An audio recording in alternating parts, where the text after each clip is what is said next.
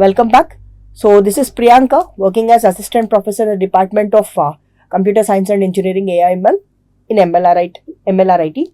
So in this video lecture, we are going to look at basic Python concepts. In the previous lecture, we looked at what is introduction to Python, what are different types of Python commands we can, and how to install Python and how to work on command prompt and detect what is a version, help function and everything. So in this video, we are going to see how Python executes the statements line by line. We are going to check and we are going to have a demo on it, and what is the importance of indentation we are going to look at, and different types of variables and data types in Python, input and how to have a specific input and how to gather a specific output also we are going to look at, and type conversion we are going to look, arithmetic operators in deep, and some demonstrations with example programs, loops in Python, and one example and summary. So by the end of this lecture, you will be able to just understand what a Python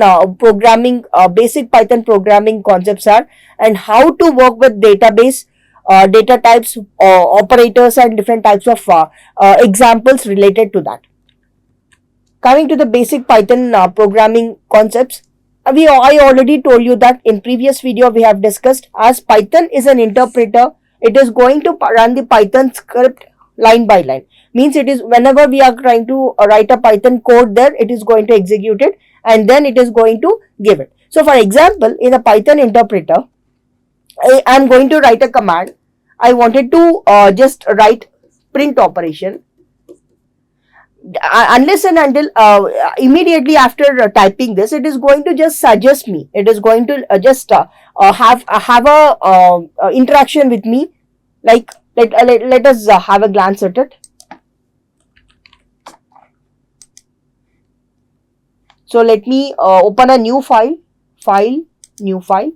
So here, if I wanted to write print here, so it is going to suggest me what are the different types of functions or what are different types of things I can a print function can be used with. So here it is going to describe, you can write arguments, you can just separate two kind of things and prints values to a stream on everything else. So these are the different types of functions which are possibly can be executed with print. So this is why I call we can call Python programming as interpreted, right? So next, coming to it, it is going to read and praise, as we have just demonstrated. It is going to read my command immediately. I'm going to enter, and it is going to praise me as well. Praise me as well is nothing but it is going to tell me, like, in particular line, your command has a missing parenthesis, your command is missing with double quotes or single quotes, like this, any syntax mistakes. So it is going to convert my code into byte conversion is happening there. Execution is being done with Python virtual machine, we have discussed in previous lecture. And after that, it is going to, once that particular program is going to get finished, it is going to the next kind of line. So this is how the interpreter is going to work. So this is just a revision of previous lecture. And coming to his, in this Python programming language, we are going to have a specific concepts like indentation. What indentation is going to look like. For example, if you are working on if condition statement in a C programming. So how we are going to start in C programming is nothing but I am going to write if space condition, and to start this I am going to use flower braces, right? So that is a normal syntax we are going to have with if condition in C programming, right? So I'm going to open the braces here, means nothing but I am going to tell the compiler that my particular if block is going to start from here. And if I am going to write the code in middle and I'm going to close the flower braces, by this I'm going to tell to the compiler that your program have stopped here. Right. So this is what we used to do in C programming. But coming to this Python programming, indentations are going to indentations are going to work like braces here. So if you are going to use this is about C programming. And coming to Python, what we are going to do is nothing but indentations are going to work like. So if we consider the basic syntax of if condition, if, and I'm going to write some conditions here, and colon. So colon is the syntax of if condition, and if you press enter, what will happen is nothing but you will have some space here, some blank space will be there, and cursor is going to start from here.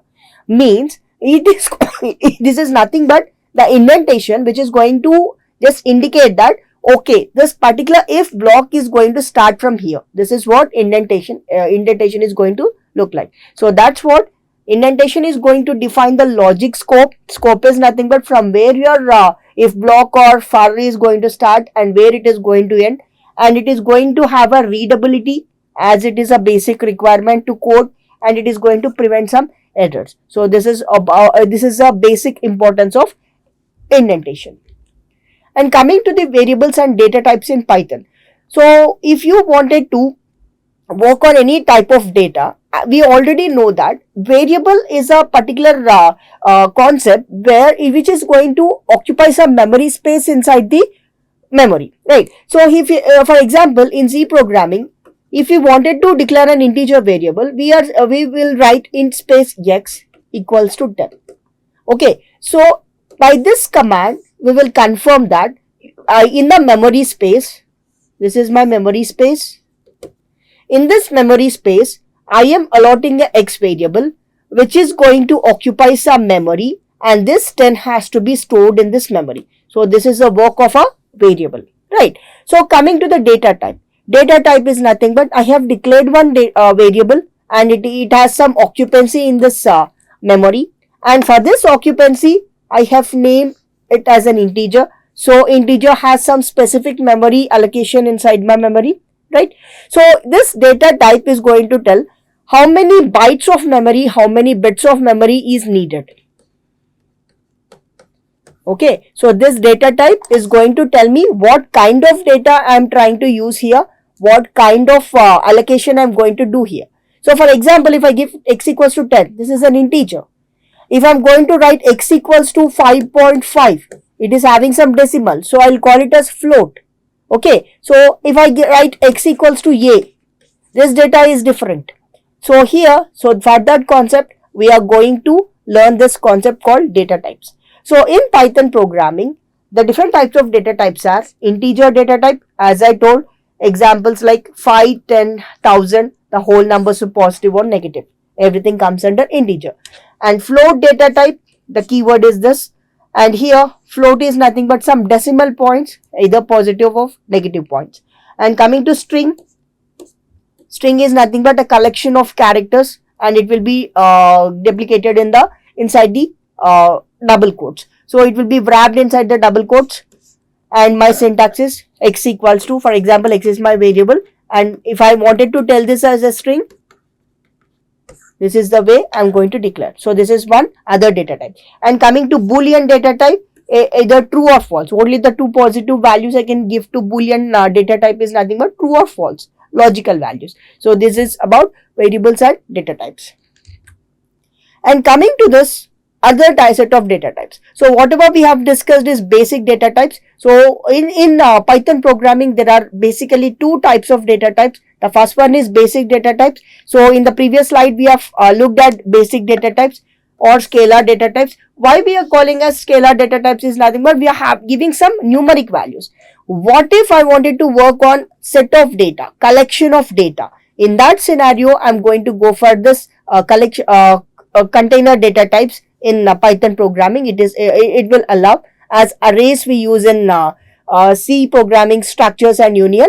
In the same way, this particular Python programming is going to allow container data types. There are three different container data types: list, tuples, dictionaries and sets. So these are the different types of container data types. So in the next coming videos, we'll discuss in deep how this is going to work like. So checking with data types. So for example, I have just declared some data type in data in my compiler, and I wanted to check what kind of data type it is going to belong with. Okay, so for that, the function which is existing is type function. So type function is going to help me to check what kind of data the particular data type data is going to hold with, right? So let me have a demonstration upon it. So let me go to ideally shell now. So here I have just declared x equals to 10. Okay, so here x equals to 10, some variable I have declared in the environment, and here I wanted to check what kind of data type it is belonging to. So for that I am going to use type function, type of x, right? So here the type of x is integer type. So because x is nothing but it is holding some integer data. So for example, if I write some a is my variable, and then for this a I am going to give message hello. Okay, and I wanted to check its type. I'll just give type of a. So class string means in this it is going to just retrieve me to which class of data type that particular data is going to store with, right? So this is about type function. And next, coming to the next concept. So here I already told you that in C programming we used to declare the data type and work in different types of data. As it is dynamically typed, and my Python programming is supporting some interpreted kind of things, we have a separate concept here that is nothing but type conversion, and it can also be called as typecasting. What is this? This is a process where a variable can be changed from one data type to other data type, right? I'm going to show you how it is going to work like, and here we are going to interact with the user. User is going to interact with the prompt, right? So for example, if you wanted to declare one integer variable, if you wanted to work on some variable, and you wanted to by in calculations you are going to give some set of data which is floated integer, and you are going to add or multiply it, and automatically it is the data type will change. So in such cases type conversion concept is going to work like, and here we are going to have two types of conversions, that is nothing but implicit type conversion and explicit type conversion. So coming to the implicit type conversion. Implicit type conversion, I can just tell that it is automatically happened in that container or whatever the program I'm going to write work like. So here in this type conversion, I don't do manually, I don't execute any manual command to do this or to make it work, but based on the scenario, based on the type of data I'm going to work with, it is going to automatically adjust the data type inside the memory. So this is nothing but implicit data type. So let us go with one example now. So let me go back to this shell, and here I have created one prompt. Okay, so in this prompt what I'm trying to do is nothing but I'm going to declare two variables, x equals to 5 and y equals to 2.3. Okay, so this data type is x, the data type I have declared here is, it is integer, and whatever the data type I have given to y variable is, this is float. Okay, so my particular kind of thing is I wanted to check whether it is implicitly data type converted or not. So for that I'll just give z equals to, and let me check the data values of different types of types. So print command is used to print a message or to print a kind of particular data on my output prompt. So print of type of x. So firstly I have just declared two variables, x equals to 5, y equals to 2.3, and I'm just trying to print what kind of data type they belong to. At next, my next variable is y, print of type of y, and after that I'm going to declare one more variable, z equals to x plus y. Okay, so let me check the data type of this. Type of z,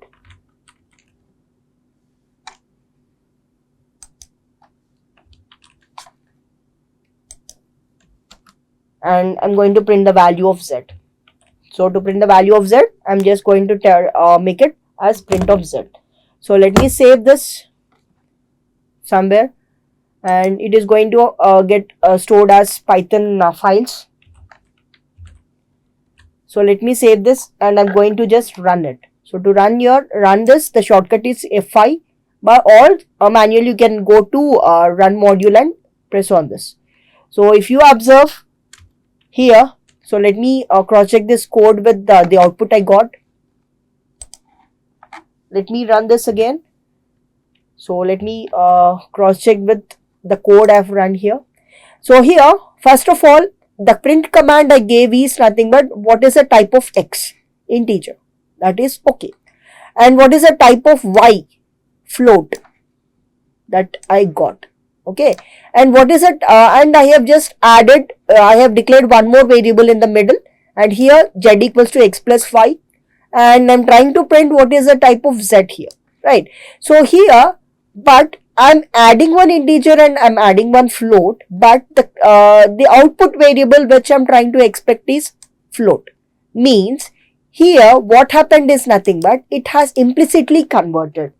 So this is implicit type conversion. At this step, whatever the step we are going to have with, it is going to have implicit type conversion. So this is about implicit type conversion. So what if I wanted to work with explicit type conversion? So if explicit type conversion is nothing but we are going to convert it manually. Okay, so here in explicit type conversion, what I'm going to do is nothing but I am going to manually change the Python data type here. So I'm going to check, take the data from the user and I'm going to manually change it. So for example, if I wanted to convert into integer, so I'm going to use a command int function. I'm going to call int function. If I wanted to convert into float, I'm going to convert float function. So let us have a demonstration on it. So here, whatever the command, let me go to ideally shell directly. This is the ideally shell, and here I wanted to work on some data. So I'm going to have a declaration like z equals to some 5. Okay. I wanted to explicitly convert it, means I wanted to just convert this z data type into other data type. So let me first of all check what data type that z is going to hold. For that I'm going to use type function, type of z, the class integer. So now for using other variable, I'm going to convert the data type of this z variable. So for that what I'm trying to do is that I'm going to declare one more variable, x equals to float of z, right? So let me print x now. So here the input of z I have given is 5 and I have explicitly converted the value of x into float, that is nothing but the output I got is 5.0. Previously I got 5. But my value now after explicit type conversion is nothing but 5.0, right? So let me type, check the type of x now, type of x. So it is float. So this is about explicit type conversion. In some scenarios, implicit is going to work, but in some scenarios, explicit type conversion is going to work. And after that, so we are going to look at, have a glance at arithmetic operators again. So as we wanted to work with some formula and everything. So here, addition, subtraction, multiplication, these are the symbols as we discussed in the previous class, and division, floor division. So floor division is going to divide 2 rounds as we discussed in the previous video, and modulus is going to give the remainder. Exponent is nothing but it is going to calculate the powers. And coming to the example program. So for example, if you wanted to calculate a basic type of calculation or calculating some area or anything else, we can use type conversion as well. So here my problem statement is write a Python program to calculate the area of cube using type conversion. So in this kind of programs also we can encounter. So here we are going to get the length of the input string. So here if you wanted to read the input from the user, the function we are going to use is nothing but input function. Input function we are going to use. So I'm going to declare a variable called site, and I'm going to take the input variable here. So input of enter. It is going to work similar to the scanf statement to scan the input from the user, right? So next here, whatever the type of thing I've taken is string, I wanted to convert it into float. Okay, so for that I'm going to explicitly convert. So for what I've written is nothing but site equals to float of the variable previously I've taken the value with, and I'm going to calculate the surface area. The formula I have taken, my surface area will be 6 into side of 2, side power 2, right? So by that I'm going to get some output area. So this is how we are going to take the input from the user and we are going to calculate on simple formulas, right? And after that, coming to the next concept, loops of Python. Loop is a recursive tag. As we know, as we analyzed, loop is a repetition of a block of code multiple times until our expected output is obtained. And next, here I already told in the beginning of this lecture that indentation is going to work when we are trying to implement this looping and conditional statements. So here indentation becomes critical when that Python programming platform is going to take that explicitly, right? So here in this Python programming, we are going to have two loops, for loop and while loop. For example, if you wanted to work with for loop, this is the syntax. The syntax for loop is for space in. So for space, if we are going to just depict, we are going to give the input of index variable, nothing but we are going to where that particular variable is going to store with, on which variable this for loop is going to work like, and in is a keyword, in is a syntax again, and we are going to use this range function for this. So for example, if I am going to write this, so what is going to happen inside the memory is nothing but it is going to declare one I variable, that is nothing but index variable. So it is going to allot some memory space. By default it is an integer. It is going to occupy some memory space here, being indexed from 0, 1, 2, 3, 4 and so on, or based on the type of data it is going to hold. And it is going to call the range function. Range function is nothing but how many times it has to repeat, how many times it has to iterate, that is going to repeat. And here my particular value is going to start, it is going to print 5 numbers. Here I have not specified any type of starting and ending variable, so it is going to start by default from 0. So what is going to happen is nothing but when this loop is going to execute, the particular thing I have given is iteration number I. I wanted to print I variable here. Okay, print of I. So let me go to this and execute this. Okay, so here for space I. So I don't need any specific declarations here. So directly I can give I here, in space range of, I have to specify how many times or how many values it has to print, how many memory blocks it has to print. So my range is 5. I wanted this to give 5 repetitions and colon. Okay, so here I just wanted to print the value of I. Okay, so let me save this and execute this. So here it has started from 0. So what is happening inside the memory? Let me explain now. So in this looping concept, what is going to happen internally is nothing but, right. So here I have declared one variable called I, and it is an integer variable. Internally it is going to occupy the integer memory. Integer memory is nothing but it is going to have, it is going to occupy some 2 bytes of memory here. So as we know, memory is going to have some index for byte coding. It is going to have index 0, 1, 2, 3, 4, 5, 6 and so on, to the memory, right. So here when that particular loop is going to start, I value will be 0 because I have not specified the start and stop. If you wanted to specify what is the start and what is the stop, there is one more syntax. The syntax is for space, I space, in space, range of start value, stop value and step value.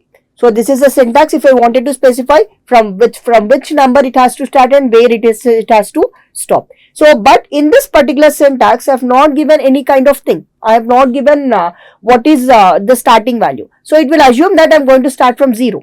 So iteration is going to start from 0. Okay. So 0, okay, it is going to print 0 on the output screen, and after that range function is going to check that you are going to next step, that is nothing but you are going to iterate. So traditionally speaking, for loop working is like initialization I equal to 0, I plus plus, I less than or equals to 5.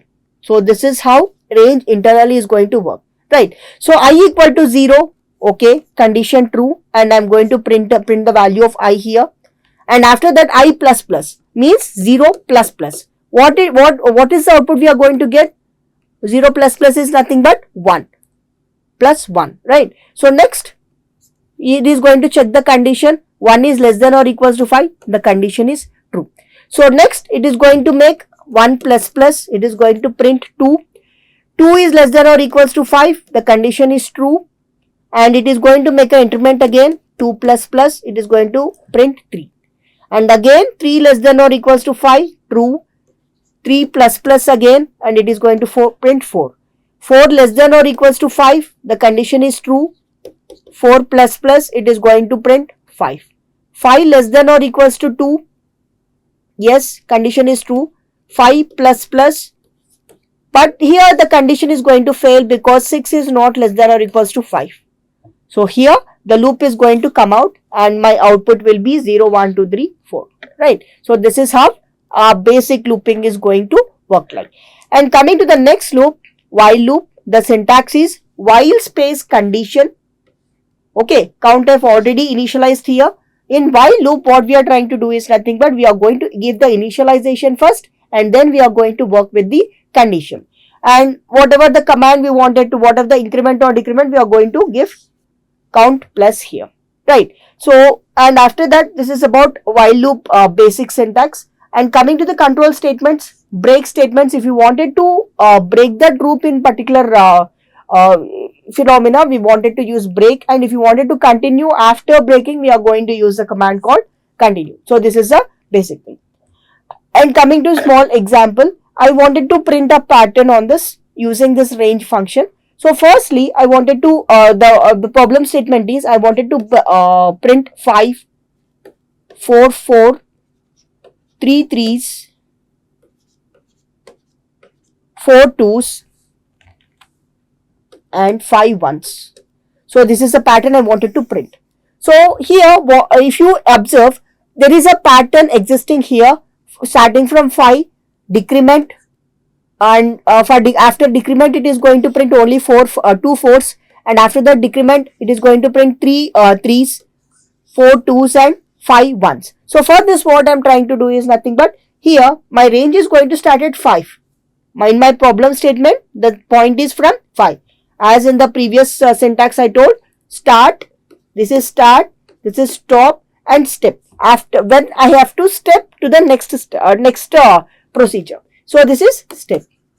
5 starts at 5, stop at 0 and step at -1. Okay, if my -1 is encountered, it is going to the next step. So that is why I have declared this. So here what I am going to do is nothing but in this particular syntax, if I wanted to print this, I have to declare for space, I space in range of my starting point is 5, my stopping point is 0, and I have to step when the value is -1 to I. Here my I value is 5 for now, right?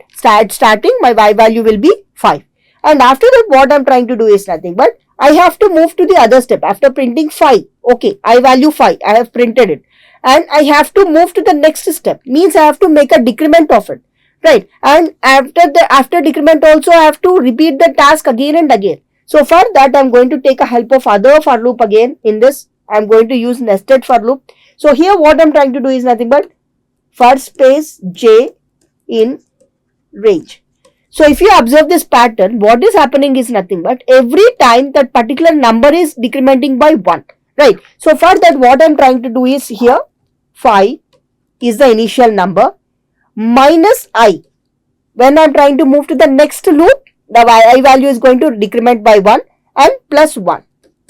So it is going to have two numbers, two repetitions again, right? So 5 minus 1, and how many times it has to repeat? Plus 1. Means by in the upper layer only one 5 is printed, and if you wanted to print other number, plus 1 is happening here. So for that, I'm going to use other nested for loop here for in j in range 5 minus I plus 1. So here for every iteration, I'm going to have a blank space here.